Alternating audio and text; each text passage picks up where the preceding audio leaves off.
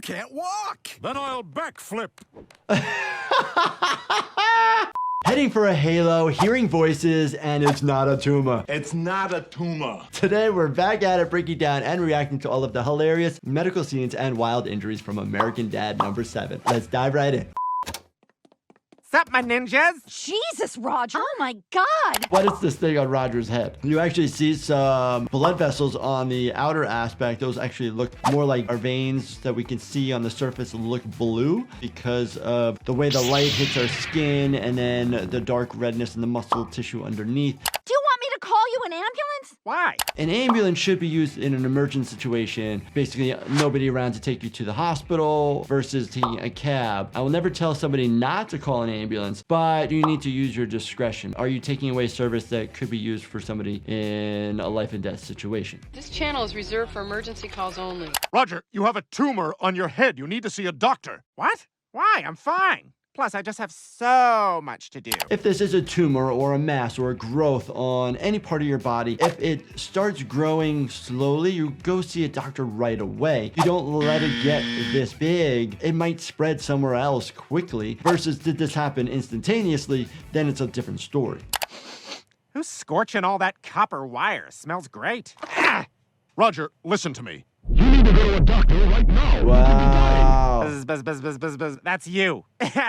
Wow, so the mass is interfering with receptive information. Very concerning. Which lobe of the brain that they're in will depend on the symptoms that you actually express out. If there's personality changes, it could be a frontal lobe, or if there's visual changes, it can be the occipital lobe.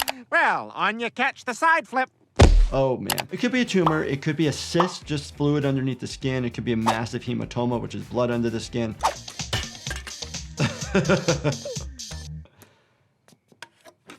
Okay, sure, that was my black cherry Zevia.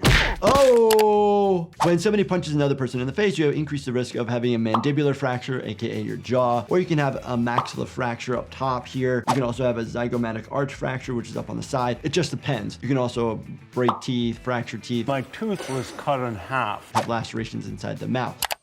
Oh, good, you're awake. I have terrible news. Stan, your jaw is completely shattered.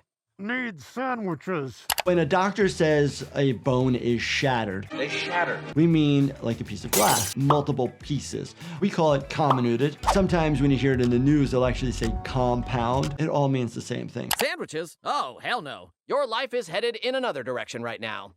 You're entering the straw phase. When somebody has a jaw fracture, typically we'll actually wire your jaw shut and have it there as a splint. You'll be given a pair of pliers to keep in your pocket, just in case you get nauseous and you feel like you're going to vomit. Oh my gosh, you're trying to bust through. I love the music. Oh my gosh.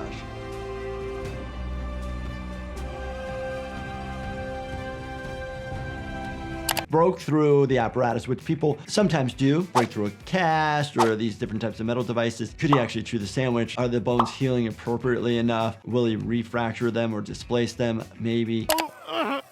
Oh, man. Oh, man. It is a basic instinct when you actually fall that you reach out to protect yourself. If somebody actually has significant facial trauma and no abrasions or wounds to their arms or their hands, then you're concerned that they passed out before they actually fell to the ground. I've had this judgmental voice of self-doubt in my head my whole life.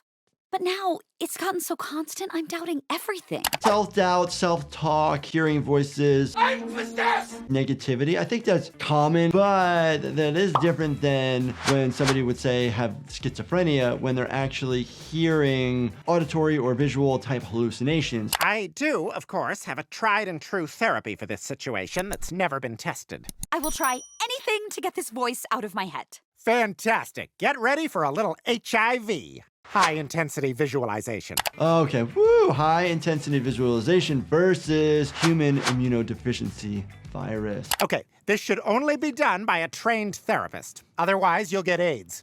Automatic intense devisualization Oh syndrome. my gosh. I see what they're trying to do with this show, trying to mess with us with different acronyms. Bo body. But no, not talking about once the HIV has taken over somebody's system and has AIDS-defining illnesses, which would characterize it. Little yoga mat action. Let's get this critical voice out of your head and into that painting. This is never gonna work. Start taking deep breaths.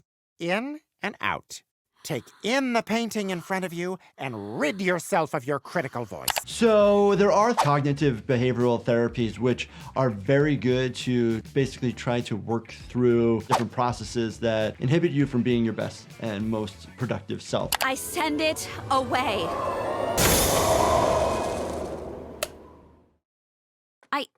I don't hear it. Nothing.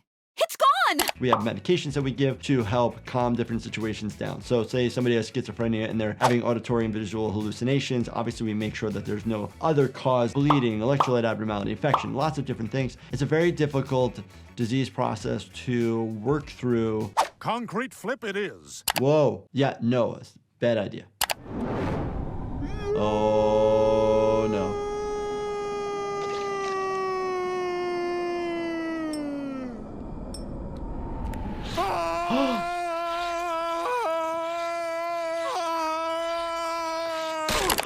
Oh my gosh. Gotta be really careful around the pool. This is quite common. We see people come to the emergency department often, slipping on different objects because of different surfaces. So if he was on grass, there's a little bit more give because of the earth. Welcome to Earth.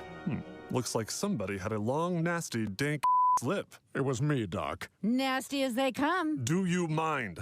I'm talking to the slipper. Whoa, doctor's a little mean. Need to have a little bit better bedside manner. He is in what we call a halo. This is screwed at 4 points into your skull, into the bone. Bone! And the apparatus on the chest is actually just sitting there. Stan, I have horrible news. You will never walk again. Oh, God! Do you mind? Cervical spine injuries, yes, can cause somebody to be a quadriplegic, a paraplegic. Para meaning 2, quad meaning 4. It depends on where the spinal cord injury is to what it innervates.